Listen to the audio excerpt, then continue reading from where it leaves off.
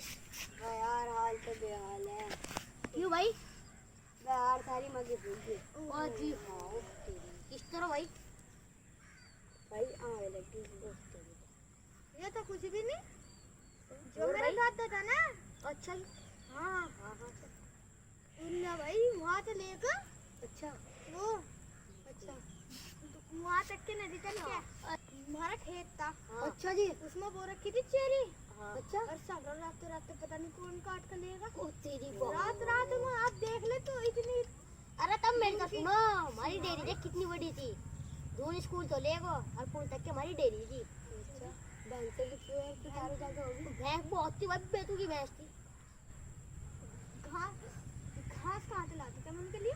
वो घास जो तेरा दादा खेत था ना, और जो वो चेरी थी, वो रात हमने तो सफा करी थी। किस तरह करी थी? हेलीकॉप्टर उल्टा कर उसकी पगड़ियाँ चला दी थी।